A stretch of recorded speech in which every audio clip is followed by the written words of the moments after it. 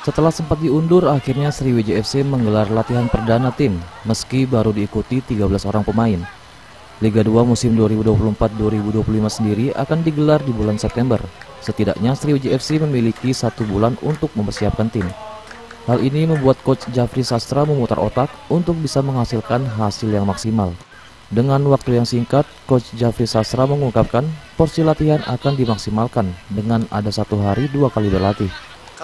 Kalau dilihat dari muka pelatih mah nggak cukup ya. Semua tim itu punya persiapannya harusnya kan 2 bulan minimal ya. 2 bulan juga kadang nggak cukup. Itu saya sampaikan tadi. Harusnya ini udah masuk fase season uji coba, kita sudah banyak uji coba. Tapi justru ini kita tidak boleh pesimis. Ya, apapun itu kita bismillah aja, kita coba benahi sedikit-sedikit. Ya, kemudian kita tetap punya target bagaimana tim ini bisa up nanti di kompetisi.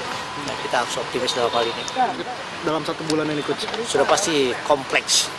Ya, kompleks sudah pasti, fisikalnya, chemistry-nya, kerjasamanya, tackingnya, defendingnya, transisinya kompleks. Nanti kita benahi itu, kita yang saya sampaikan tadi, setiap latih itu kombinasi.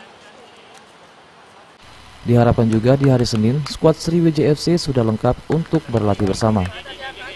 Eza PM, Sriwijaya TV.